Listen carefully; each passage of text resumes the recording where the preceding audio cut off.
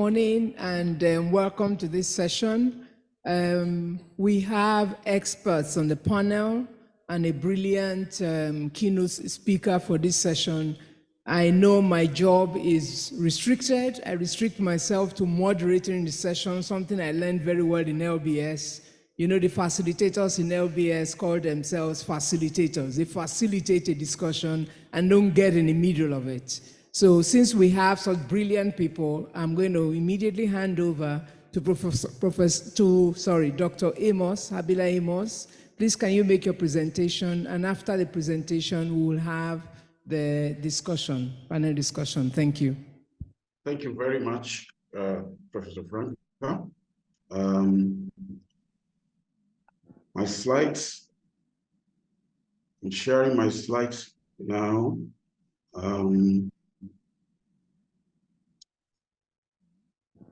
I hope we can see my slides. Hello, can we? Yes, we can. Can we see my slide? Yes, we can, Dr. Hopkins. Okay.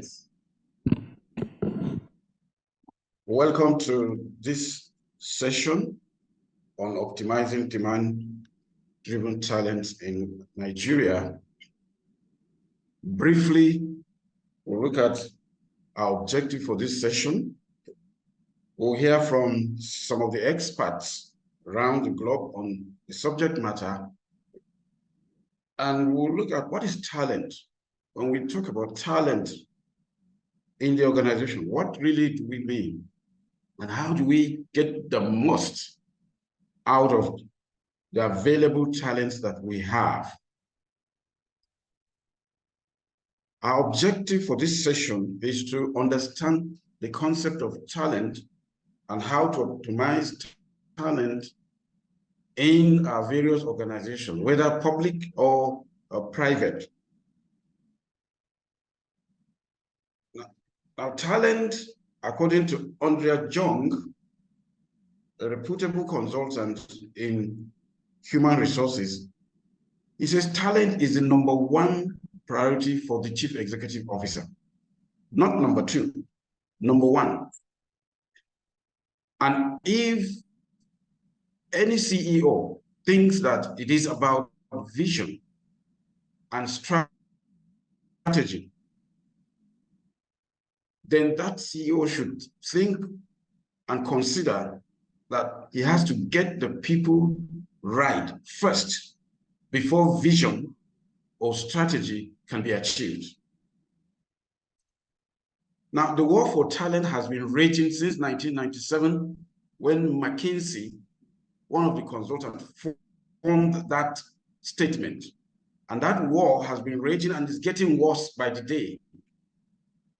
As we can see, 63% of CEOs are concerned, even worried, about the availability of key skills. That's from PwC research. From LinkedIn survey carried out, 85% of the global workforce, Nigeria inclusive, is actively or passively, put the two together, looking for a new employer. Directors and CEOs, we have to be concerned about that. Gallup did a recent survey and found that 87% of the global workforce is not engaged or is actively disengaged. That is a cause for concern.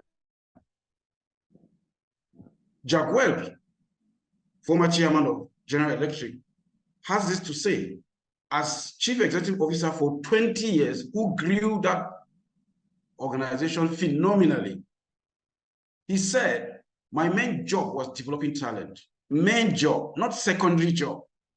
My primary job. Main is primary.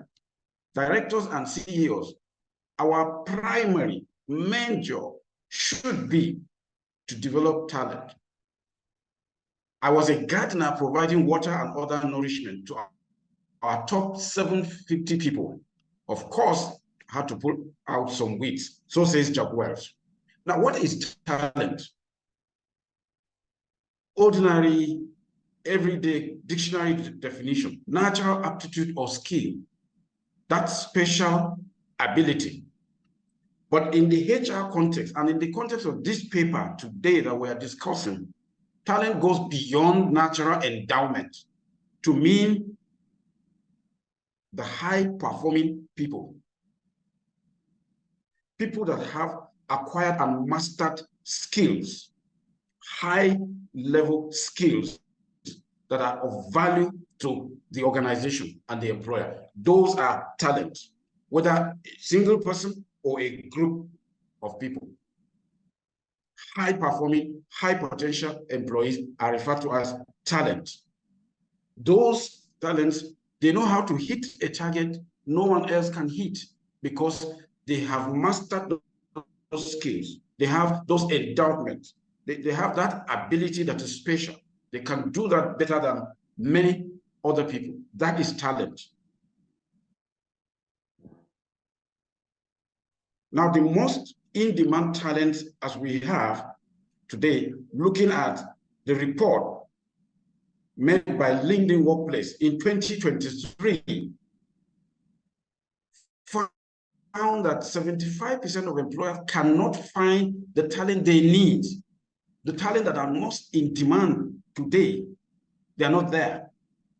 So there has to be focus on upskilling and reskilling, training and retraining in the organization to be able to upscale the talent that is available to meet those needs. If you can't find it outside, then develop yours in-house. That's what this report is telling us. Now, these are the most in-demand skills in that survey that was carried out. On the hard skill side, technical skills. On the soft skill side, 10 each. Now pay attention to those skills. And the landscape keeps changing very fast, because 3 years ago, the same report that was done by LinkedIn Learning, only 2 of these skills that you're seeing made this list. Today, 3 years after, the entire list has changed. Again, that emphasizes the need for reskilling and upskilling of our current talent in the organization. Peter Drucker says developing talent is your business's most important task. It is the barest minimum to even compete in this current knowledge economy, where knowledge workers reign supreme. How do you develop and optimize talent in the organization? Talent optimization is to the rescue. And that is just a discipline that has 4 parts and is driven by people data. Talent optimization is the collection, analysis, and application of people data to all your processes and your decisions. And the 4 disciplines begin with diagnosing situations to identify problems. When you analyze people data, which are lying down in the organization in various places, data will give insight to design systems, structures, and processes that are strategic in nature, that can add most value to the organization. So you use people data to design strategy, to design structures and systems. You use people data to build high-performance teams in the organization. You use people data to inspire people to high performance. These are the 4 steps involved when you want to optimize your talent. And it is depicted by the diagram on the screen. You begin with your organizational strategy, business strategy, which drives and controls and guides your entire talent optimization processes. In the middle, how you design work teams, identify problems, find solutions to those problems, how you design teams that fit together, that gel, that work together, how you hire the right people, place them in the right positions, particularly your top leadership, and how you inspire people. That leads you to the kind of organizational results that you expect to have. So between strategy and result, what happens in between is your talent optimization process, which is key. That enables you to close the talent gap. Too many organizations fail to intentionally, consistently, and strategically design high-performing teams and company culture. When that happens, then there's a gap, and they suffer the consequences of that talent gap because people then underperform, and the entire entity will underperform. So talent optimization is that discipline that enables leaders to close the talent gap by solving the problems effectively.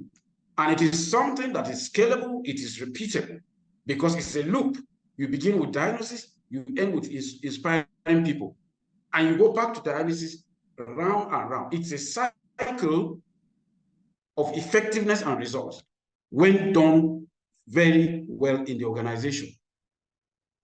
The challenges involved in optimizing challenge are basically two key challenges. One is getting the right data. Data is available lying down in our organization. We should know how to find it, where to find it, and how to analyze, collate, and take the insight that these people data provides. Leadership support is essential, but it's not just support. Beyond support, leadership has to own the process of talent optimization. Those are the two key challenges that we face as directors, as CEOs, and as top leadership when we want to maximize talent in our organizations. Who is responsible for talent optimization? In this slide, three key people are identified. First is the Chief Executive Officer. He has to own the talent optimization process. Those four disciplines have to be something that he's engaged in on a day-to-day basis, assisted by the Chief Human Resource Officer, who leads the human resources function of the organization. But that doesn't stop there. All the levels of leadership at all levels in the organization have to be involved, buy into talent optimization, collaborate, and assist such that it becomes an organization-wide initiative. That is key. And then we come to the board. What about the board? What is the role of the board when it comes to maximizing talent, obtaining the best you can get from the available talent you have? It is recommended that the board should demand, in fact, insist on quarterly reports, which will be reviewed to see the organization's key performance indicators in the following 6 strategic areas. 1, how are we recruiting and hiring people? 2, what are the KPIs in learning and development? How are we doing against those KPIs? 3, performance and productivity management. What are the numbers coming from there? Succession management. How are we doing against that? Do we have a strong bench? Do we have people ready in the pipeline, the leadership pipeline? What is the time to fill our top key roles in the organization? How long does it take us? Are we losing people? Turnover and attrition, especially top performers. It was Jaguar that said, if you lose a top performer, you should summon an emergency board meeting and ask yourself, what are we doing wrong? If you lose one key top performer in the organization, he recommended that. That's for a reason. And then employee engagement, to gauge the entire health of the organization, culture, processes, technology. Surveys that are geared towards gauging employee engagement can reveal insight that will enable the board to guide and direct management to focus on getting the best out of talent. So this 6 report, it is recommended that at every board meeting, 4 times in a year, this report comes to the board for interrogation so that the board gain this insight from employee data that is lying down in the organization. Management should put in structures to mine those data and bring out those key insights for presentation to the board so that the board is enabled with that knowledge to guide management and demand that management focus on the right things to do so that talent is maximized and optimized for the benefit of the organization. Talent is the multiplier. We should not forget that. The energy and attention that is spent on talent is an investment, and it yields the greatest yield. Talent management, again, I close with Jadwell, deserves much focus as financial capital management in our corporation.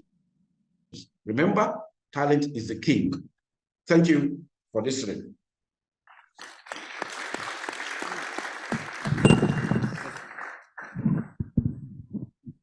Thank you very much, Dr. Amos, for that insightful presentation on talent.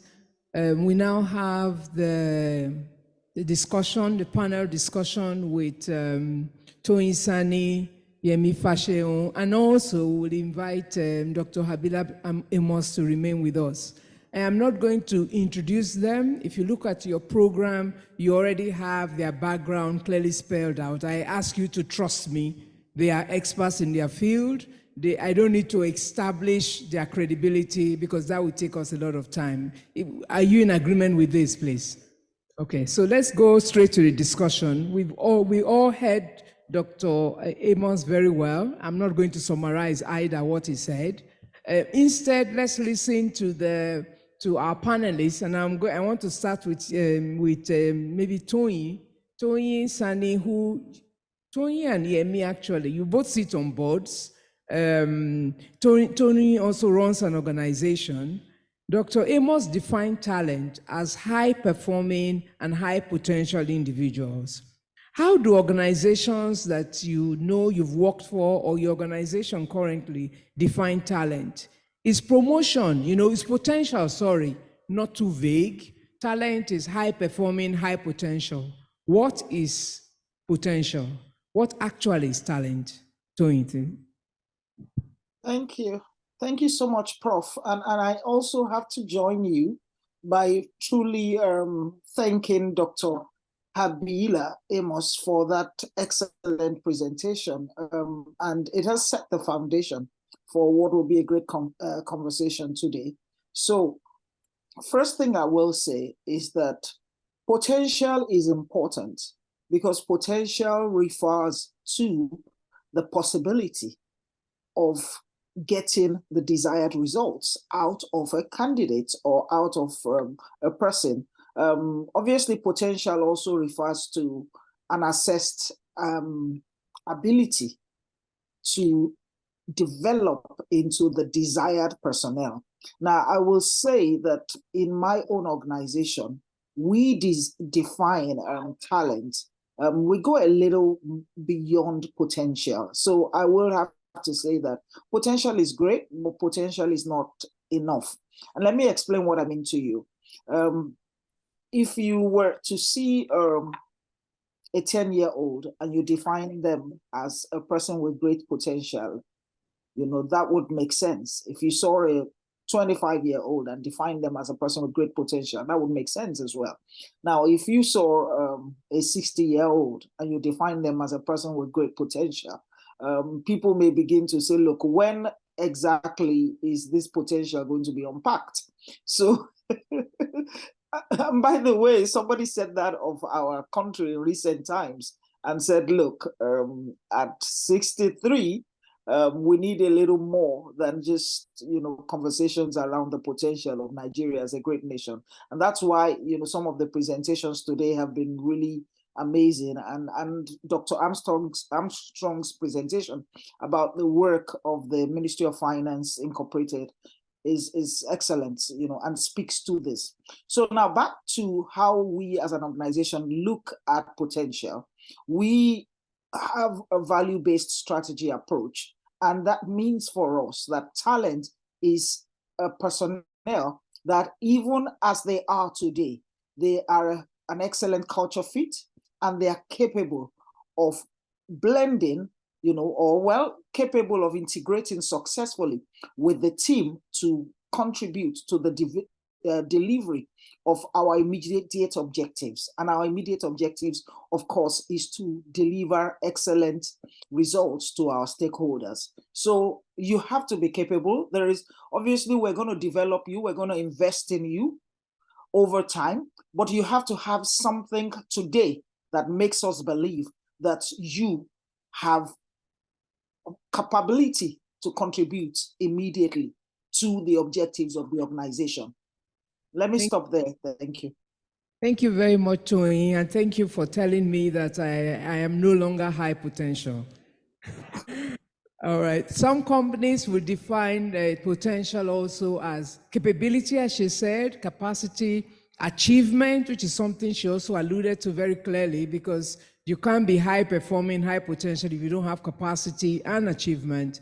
And I know one company that would add relationship to that you are also able to relate with people, especially at, as you all know, very senior levels, the relationship begins to count very much. Now let's come to Yemi, who is Mr. Talent Management. All right, our educational system is not producing the best graduates. That's one problem we have. Companies have management trainee programs to prepare these graduates to perform. Now, after a few years of grooming, developing them, many of them leave for Canada and so on. Now, these young women and men, being Nigerians, have developed something that we take for granted, and that is resilience, our ability to begin again, no matter what happens. Now, the labor market is now global. They can choose to work anywhere. What can organizations do to retain talent and increase productivity? All right, thank you very much, ma'am. Let me take just one step backwards to talk about how we define talent. I would say that everybody in the organization is a talent. Because if you take employees through the life cycle from point of entry to point of exit, we hire right, reward right, performance manage right, nurture, grow, develop them. Through that process, then everybody becomes a talent. So we've run into trouble many times trying to define the hypos, select individuals, and we target them, and then the other people are saying, so what am I?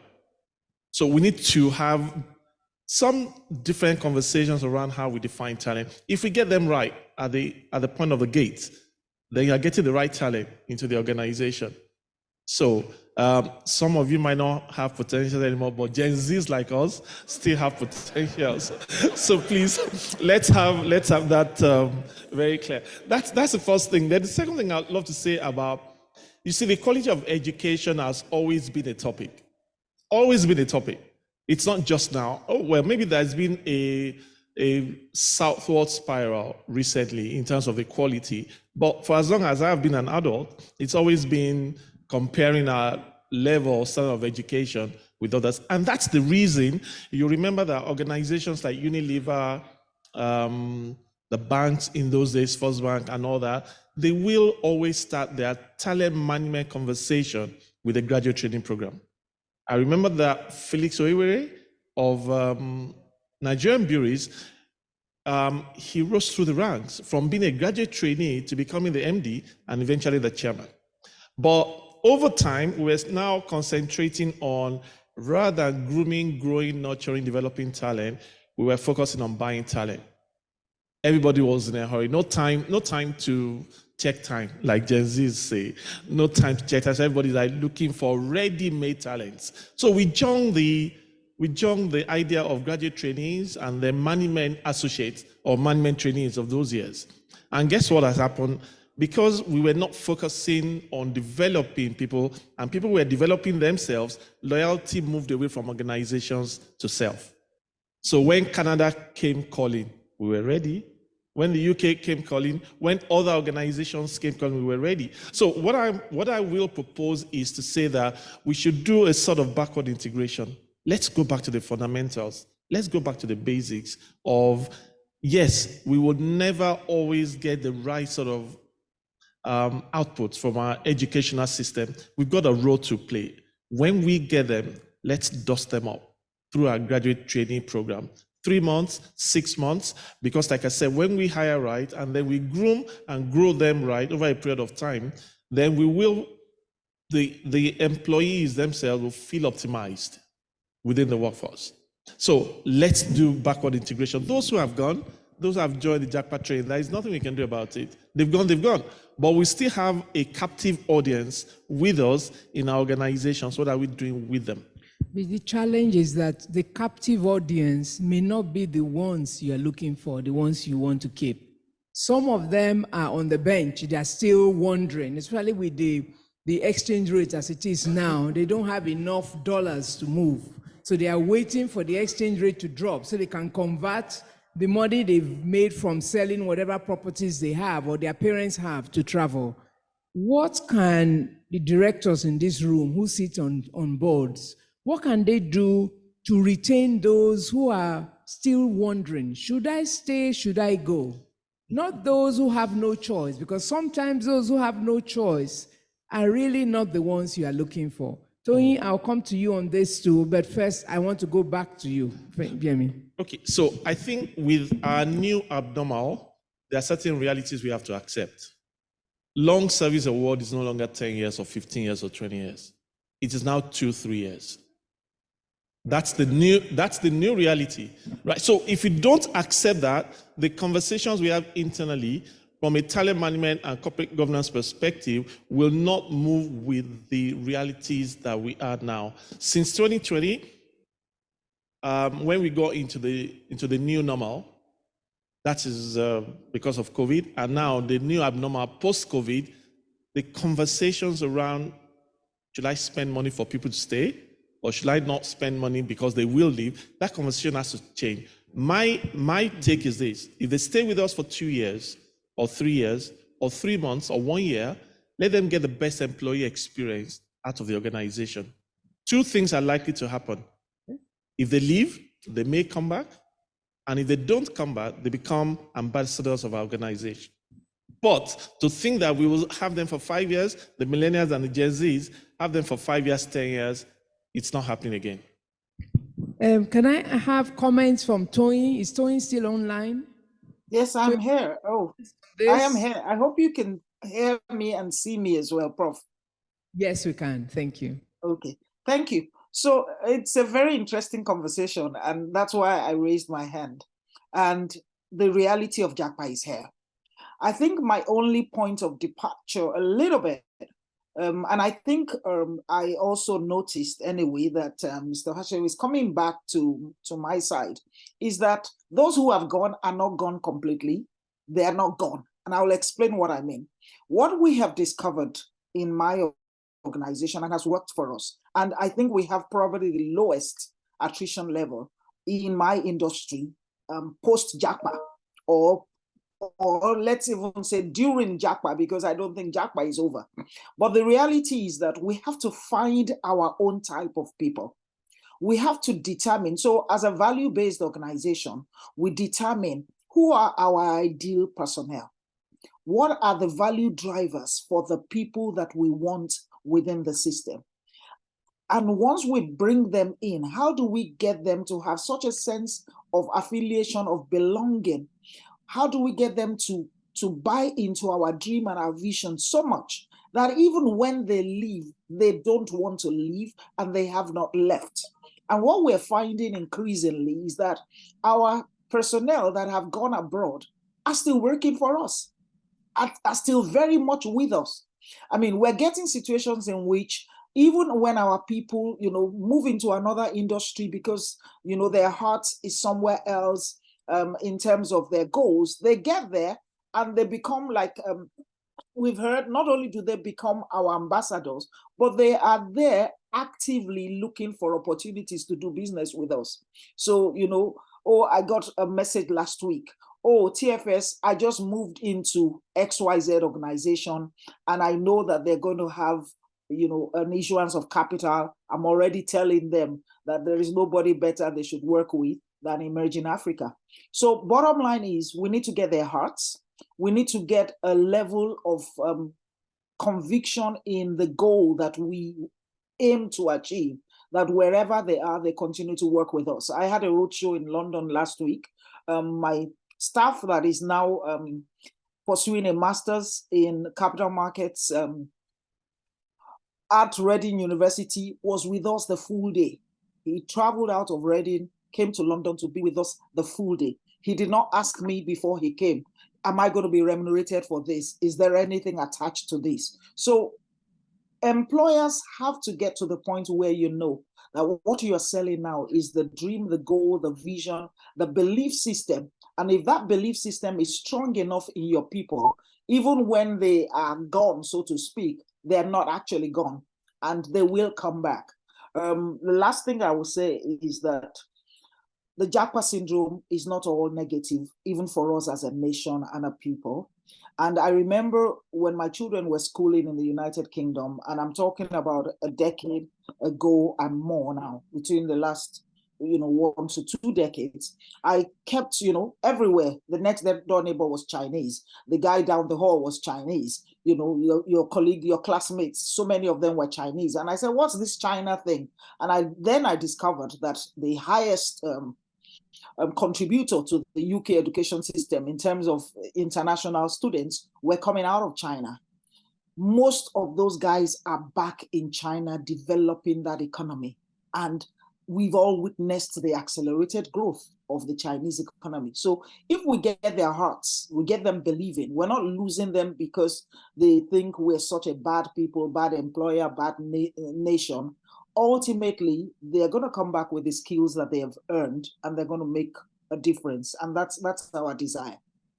Thank you. I heard Yemi nodding while you spoke about hearts. And it seems that the war for talent is a war for hearts. Right. Am I correct in saying this? Absolutely. Okay. All right. So I'm coming back to you, Toyin, and I would like you to comment on this. That wrong selection or promotion at the executive director level, or should I say at the top level in the organization, can be disastrous for that organization in terms of lost sales, staff turnover, things just not working right. In your experience, do you think that CEOs recognize their role in talent identification, talent nurturing, even if some of them are not going to stay so long? And what are there serious discussions at the board level of talent? Thank you.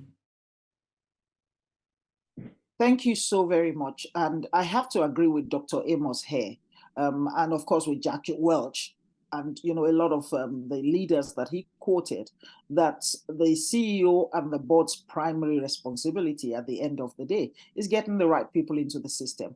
The reality is that when you have the wrong people in the system, it is not just that they don't get the job done. Sometimes they poison the system. Sometimes they can bring down the system. People with the wrong ethical values, people who are not, as it were, building personal empires as opposed to working for the goals of the organization. So if you make a critical hire and it's somebody who is poisonous, who comes in with the wrong culture, who comes in and begins to poison, in fact, the contagion effect is one of the things that I fear most in terms of hiring. And those are some of the reasons why I am most careful. And I interview everybody at all levels that come into our system. We have 110 staff now. I interview everybody. And if at all somebody is going to, eventually maybe I'm on leave or something and somebody else needs to interview them, they have to get clearance from me.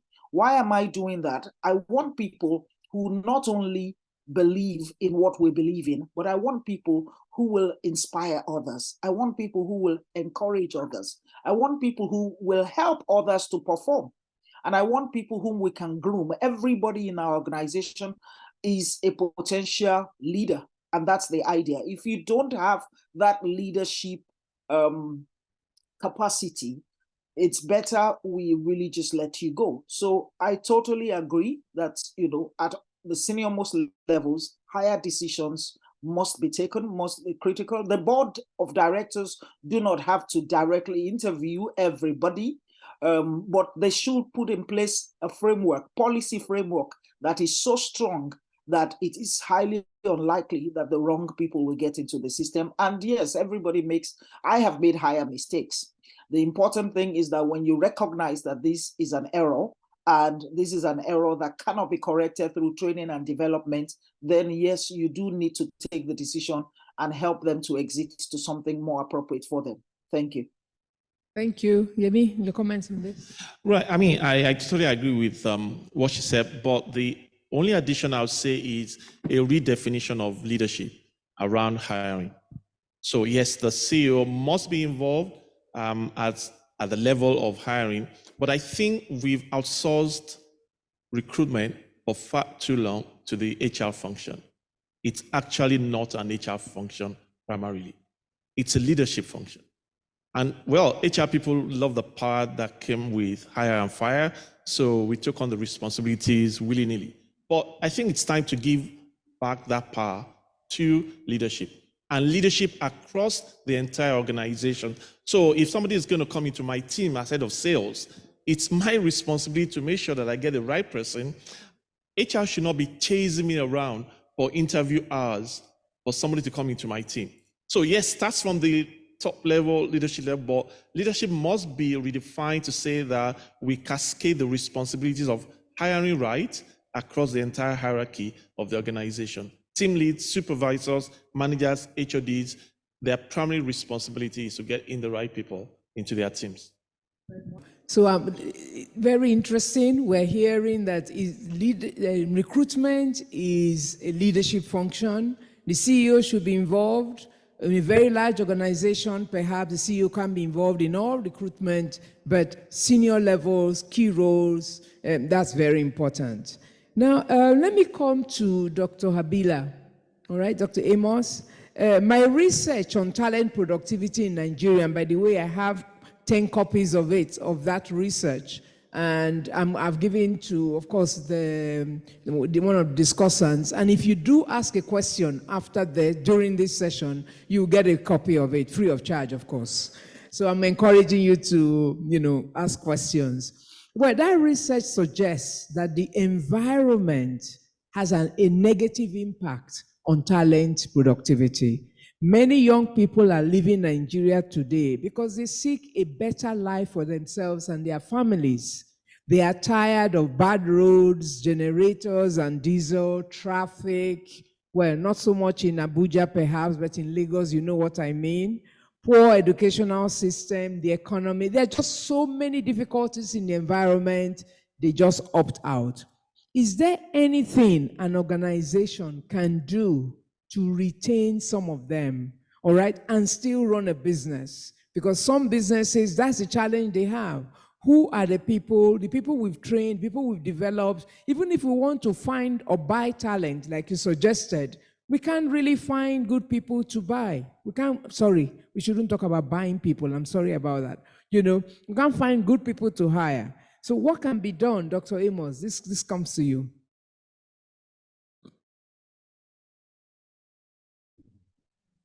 Yes, thank you, Prof. I think that primarily creating a conducive work environment, nurturing that environment so that employees enjoy the work that they do. It's key. Yes, you hire the right people, you go ahead and place them in the right positions. And then you train, you retrain, upskill, reskill, give them the opportunity to develop, give them opportunity to have careers. Let them look forward to having a career in the organization. Empower your employees. Give them room to function. Don't get in their way. Then get your reward right. If you get your reward right, compensation, reward, get it right, that will go a long way in creating that conducive environment. Another factor you look at is the relationships in the organization, especially employee-supervisor relationship, employee-manager relationship. It is said that people don't leave organizations, people leave managers. Because we have too many managers destroying value in the organization. So relationships of trust, relationship of confidence, that employees come to work, they enjoy working with their managers, they enjoy working in the team because they are in the right team, they enjoy working on their job because they are square pegs in square holes, they've been placed right. And then there's this whole atmosphere and climate of trust and confidence. That is a welcoming environment that employees will look forward to coming to work every morning, escaping, as it were, from the harsh environment outside and looking forward to resuming work in your organization because you have nurtured an environment that is inclusive, that has trust, that has everything that they will look forward to doing a good job, fulfilling their potential and contributing optimally. It is called a great place to work. So I would recommend, directors, let's create a great place to work for employees. With all these elements inside, in the right mix, we will have reduced turnover and will increase performance and productivity. Thank you. You're breaking down for us this war for the heart of the employee. So the employee is going through so much outside. How do you create an environment within the organization that makes the employee look forward? Young people today, millennials and Gen Z, I didn't know Yemi was a Gen Z, but I've just been informed. Thank you very much. Many of them cannot take toxic work environments. You and I, perhaps, we went through some of that when we were young, and we just thought that was, it's terrible, I have this terrible boss, but what can I do about it? Today, they opt out immediately. Dr. Amos is telling us, is reminding us, let's create this work environment, and the supervisor and employee relationship is very important for this. Now, Yemi, I'll come back to you again. Okay, you happen to be sitting here, but I seem to be coming back a lot to you. How can companies optimize talent? I would like us to explore the employee value proposition, employee experiences, which has already been alluded to in this discussion. Some research we carried out in 2021 on remote work shows that Lagosians want more flexible work environments. A large majority want to work from home for two or three times a week. It's not surprising. And one of the great benefits for them is the savings, not just in money, but in stress, of course, of traffic situation. What are the other employee experiences, employee value proposition that you think could help in this war for the heart of talent? I think that the first thing for me is always around leadership. The uncomfortable conversations are going on right now in a multi-generational workforce. So we've got the workforce where at one extreme we have the ancestors or the silent generation, and the other extreme we have the Gen Zs and the Alpha generation already knocking on the door. Right? And they're already coming to the workforce. They come to do internship. They come to do volunteering, still in school and all that. So we've got that multi-generational workforce. And I heard the compare talking about intergenerational relationship. It's kind of missing in many organizations. I think the older generations have not made that, they've not accepted the shift that has happened. And it's causing conflicts and impacting also talent retention in organizations. So if I split the room now into the baby boomers and the Gen X and maybe the ancestors, and on one side, and then maybe the Gen Zs and millennials on the other side, and I ask the older generation, how do you see the Gen Zs and the millennials? What adjectives would you hear? They're rude, they're impatient, they're in a hurry to succeed, they're entitled, and all that. And if I ask the older guys, how do you see the older generation? Old-fashioned, old school. Do you want all those adjectives? Yeah, I can hear them. Old school, old-fashioned, too slow, thank you. Same old, and all that. And we let those labels and biases come into play in work relationships. And what's going to happen? There'll be the war of the generations, rather than getting synergy out of the wisdom of the old and then the agility of the young. What we need to do is, when there is power distance, as we have right now in many organizations, between the older generation and the younger generation, the older generation retain the right or the responsibility to close that gap. Let's not stay in our analog world and continue to label them, and we fail to make the shift. I keep saying, I always give this example when I have conversations, that in Lagos, if you wanted to make an international call before 2001, there were 4 places if you didn't have the United box at home: Marina, Apapa, Ikeja, Surulere. And we grew in that generation into leadership positions, right? With all the, you called it resilience, the younger generation call it suffering. You know what I mean? If they want to make a phone call now, I mean, right now, where we all are, they will make a phone call. So with all that differences in generations, if the older generation in leadership positions do not realize that things are not exactly the same, and the younger generation will need to be managed differently, the war of the generations in workplaces will continue, and it will affect productivity, like Dr. Amos said. Then the last thing I'll say is this: we need to quickly understand that we didn't change for our parents.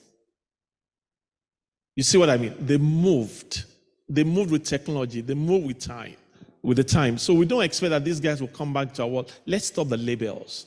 Let's stop calling them rude and entitled. I know an ancestor that is rude and entitled. I know a baby boomer that is in a hurry to succeed. So this is not the exclusive preserve, because the workforce has become millennialized, whether we like it or not. I mean, at the time I was leaving an organization in 2020, it was 67% millennials. If I go into that organization today, I'm sure we're about 75. You know what I mean? We don't have a choice. These are the guys who are going to go into leadership positions now. Let's handhold them rather than label them. Thank you very much. There isn't much time. Thank you. There isn't much time. So let me just take a last question, because I think we have to look at the public sector. So Dr. Amos, I would like you to respond to this question briefly. The public sector, we know, is critical for economic development. It is meant to create the enabling environment, the magnet environment I heard yesterday in the discussion. What can be done to attract and retain A players in the public sector, in our ministries, in our departments, in agencies? Yes, Habila, Dr. Amos. Thank you, Prof, for that question. This is a very important question, and I have a heavy heart speaking about this, because the public sector, as we all know, is the vehicle that should take this economy towards development. If that vehicle is not working, then all the efforts that everybody is making, private sector, whatever, will come to next to nothing. And that's why we are what we are today, after 63 years of life as a country. I think that the public sector needs very urgent, significant, and serious reform. Reform, reform, and reform. A public service needs a mindset reform, needs an attitude reform. I've been in there as a director for a couple of years, and what I see in our public service, believe me, we have not started. This is not the public service that will take Nigeria to the growth and development we are expecting. No. There is too much of politics in the public service. Too much. We need to reduce that. You talk about attracting A players. How do we do that when political interference in the recruitment and hiring process is too much? You cannot employ people in the public service today and say you're going to have criteria. You're going to take the best. You have minimum requirements. No. All those will be set aside, and then you're going to have tons of CVs coming from all the key places. The political elite is not allowing the public sector to function. There's too much political patronage going on there. It's not working. See, public service has been converted to private, in fact, personal service.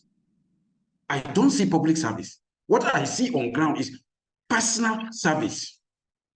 It's not going to take us anywhere. It is not, whether in employment, whether in training, whether in performance management, name it.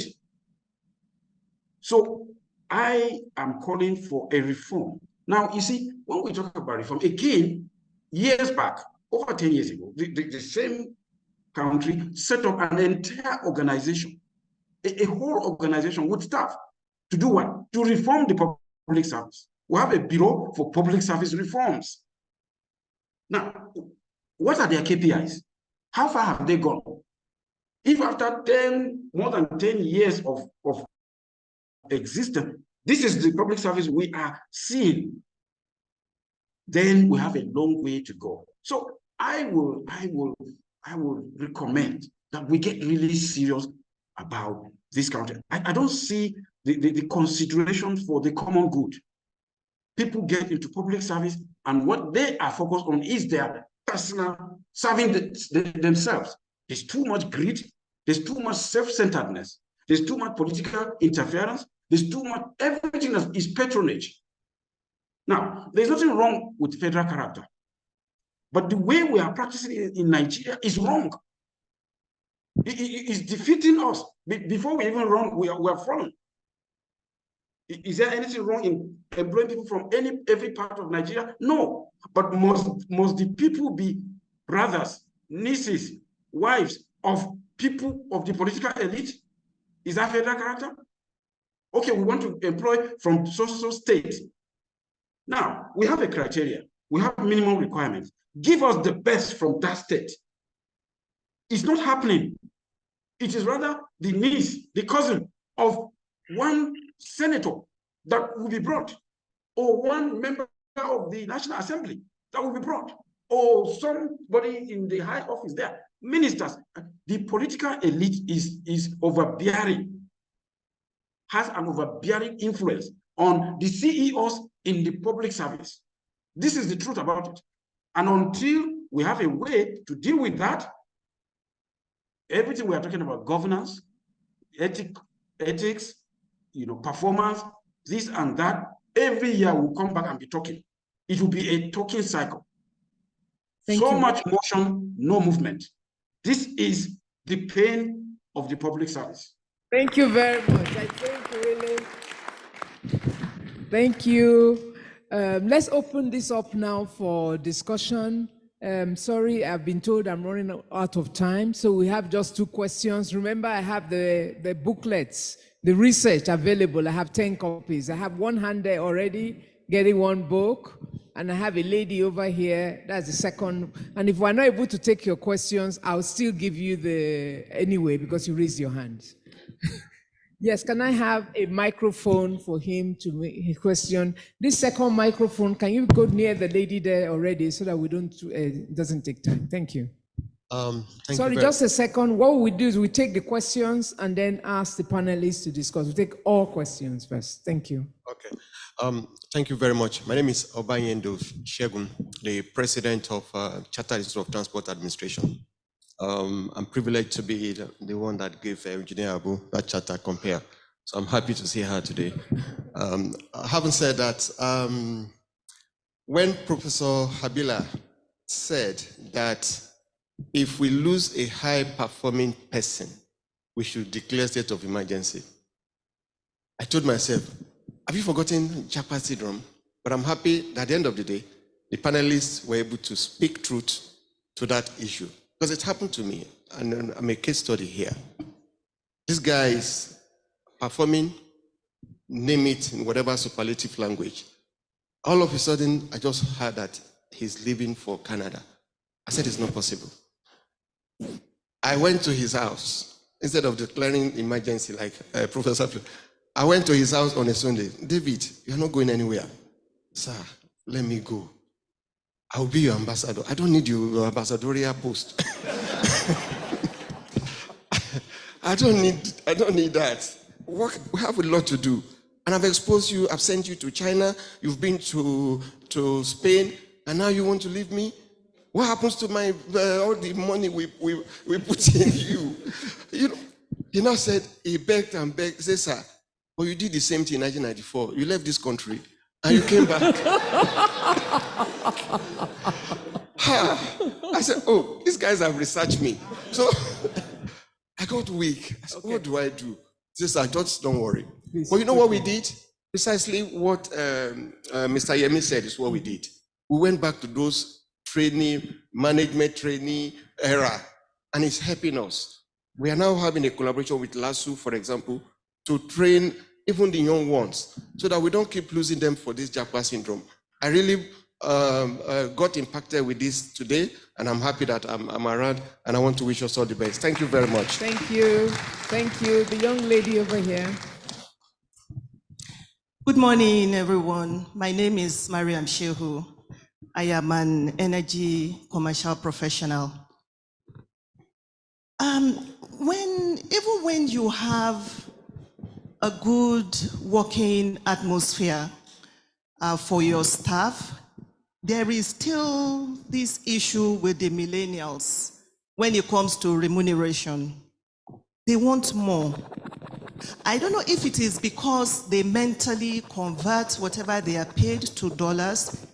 They just want more. So my question is, how do you get our millennials, our Gen Zs, to imbibe these patients of being, I'm not saying they should be totally satisfied, but they should just know that Rome was not built in a day. And the main reason why they are leaving, it's because they want more pay, they want a higher pay. I think that's the main problem. How do we do this? Thank you. Sure. Two more questions, just very briefly. One question here and a lady here. The first question was a comment. My name is Femi Williams, an IT consultant. One a comment and the second a question. How did we solve the Japa problem in my own organization? We talked about digital transformation yesterday.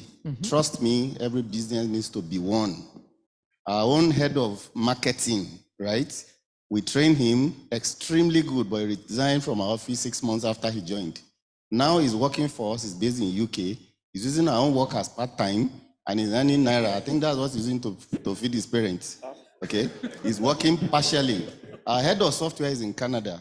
He left us about a year ago after we have trained him, after he actually built up himself. Now he's still working, mentoring other people.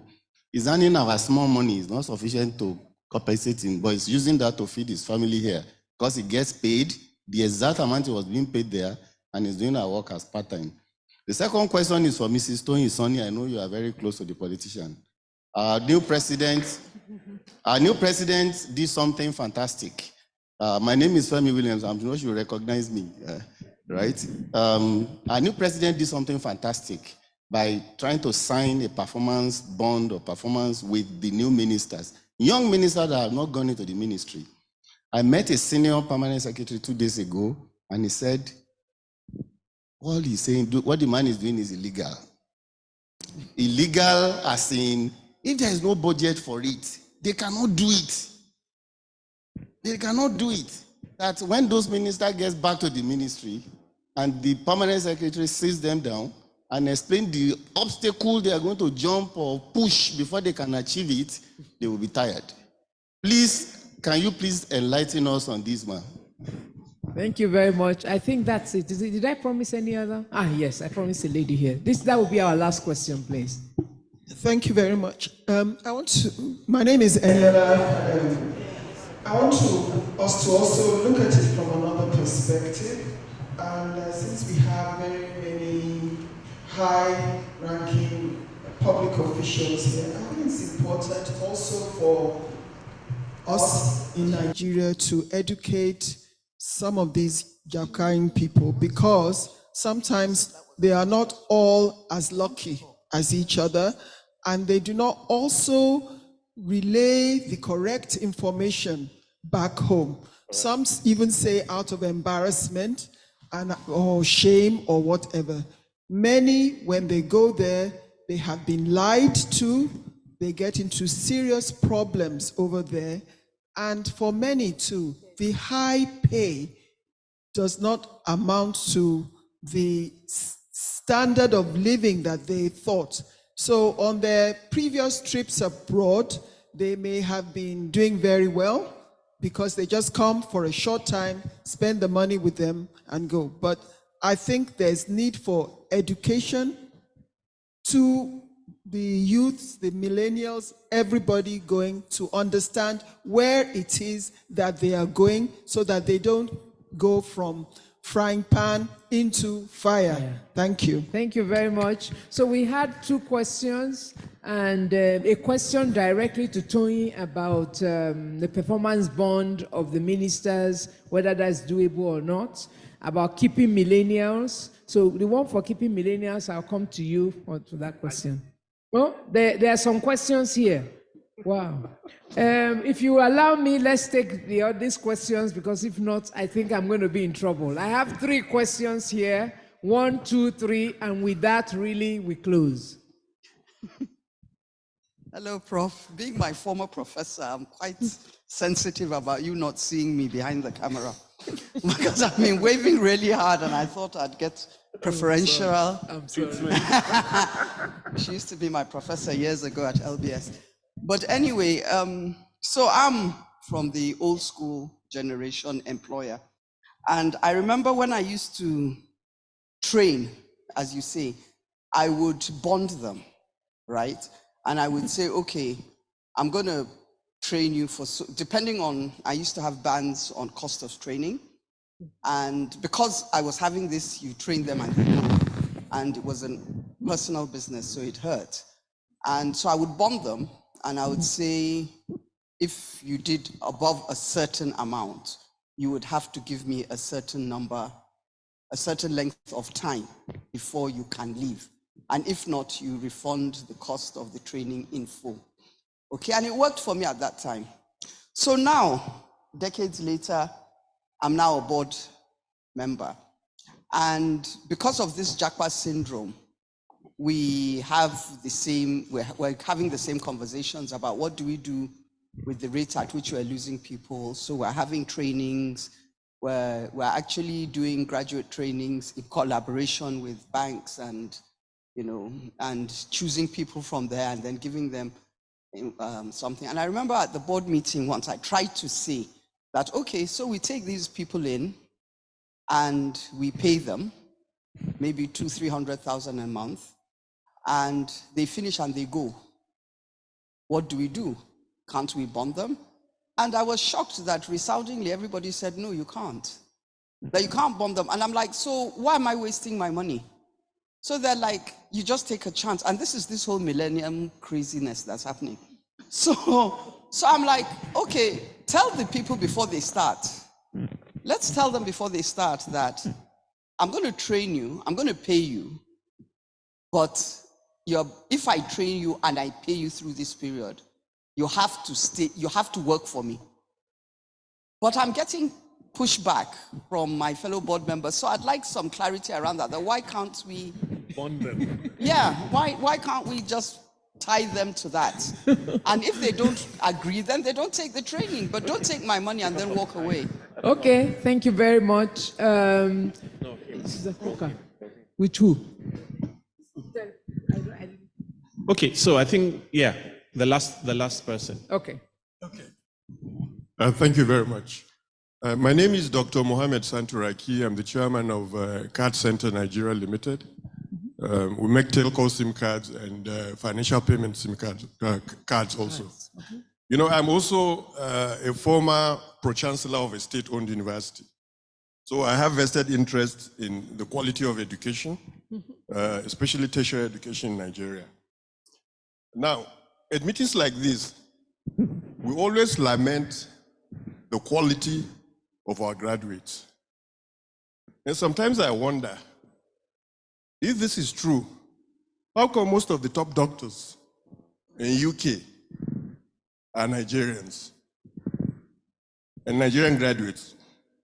And a lot of the senior doctors also in the US, specialists, are also Nigerian graduates. I mean, can we reconcile these outcomes? Thank you. Thank you very much. Okay.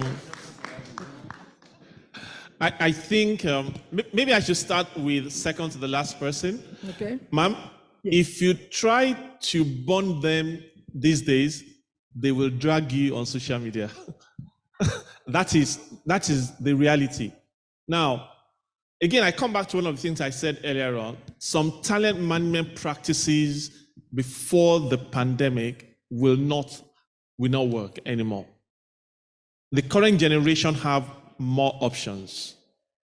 The options were limited for the older generation. And that's probably answering your question as well about pay. I'll come to it in a second. So the options are many. Not another company, but other countries. I mean, the usual suspects. Yes, so it's no longer bonding. Ma'am, I've said to you that your time frame with talent these days is 2 to 3 years. It's a reality we need to accept. So we need to build around, again, the transport person. You now need to build around processes and teams, not around individuals. So that individuals don't hold us to ransom. Yeah. Identify leadership positions, identify critical roles in the organization, and make sure that you are pipelining talent into those roles. Yesterday, the chairman of the opening session talked about playing with our best 11. We should look beyond our best 11 now in the talent space. Our bench strength is as important as our best 11. Because if your best 11 gets another club to go play with, like Ronaldo now in Saudi Arabia, that's an option. Yeah. If your bench strength is not very good, there will be a gap. So pay is not the first thing anymore. Results of the last 3 years have shown that pay isn't the first thing why people leave organizations. It's leadership, it's culture. Beyond salary, they are looking for sanity, the current generation. Beyond promotion, they are looking for purpose. Right? And beyond just saying that, oh, come and work for me, I'm a great organization, they are asking about your culture. As you're asking them, why should we hire you? They're asking you, why should I work for you? Because the options are many. So we need to look at talent management from a different perspective to look at all the issues raised. There's a last question that is pending to be answered, and that's by Toyin. Toyin, can you do this in 30 seconds? Okay, unfortunately, I'm not sure I got the question, but I understand. First of all, I'm not a politician. I'm not close to politics as such. But in terms of performance bonds for ministers, what I want to emphasize is that a culture of accountability must improve. And so to the extent that His Excellency the President is asking ministers to perform and to essentially execute a bond, I think it's a great thing. Anything that speaks to accountability, meeting the expectations of the people from any appointee, I think it's a fantastic thing. The last thing I will say also is about the management of talent from the perspective of, I heard something about they're expecting too much. We have to realize as employers that this is a contractual thing. So if they have options elsewhere, then we have to meet their requirements. What I have tried to do is we have a mantra in our organization that says your goals should be achieved. So we have a conversation with you at the time you're joining us. What are your goals? So we know, and we continue to have that conversation and see how as an organization we can help you to achieve your goals. But we can definitely not bond or force you. By the way, there are websites now, apart from the fact that they will drag you online, employers are being ranked online now. So everything you do as an employer, you have rankings. And when people want to come in, they go and check those rankings and decide who they want to work with. So the reality is the balance of power has changed when it comes to personnel. Thank you. Thank you very much. I think this has been a very exciting session. I would just like to say a few words. So thank you. Thank you to Yemi Faseun, all right, for your very insightful comments. Thank you to Toyin Sanni. And also, of course, thank you, Dr. Habila Amos, for all the insights each one of you has provided to this. And I must keep my promise. I promise to give out copies of this study to you who ask questions and also to the speakers, and I'll do them right now. Let me apologize to the organizers. This session took a little longer than it should, but I think it's because of the nature of the topic. We are all experiencing talent shortage, and the talent movement. So please, my apologies again. Thank you very much.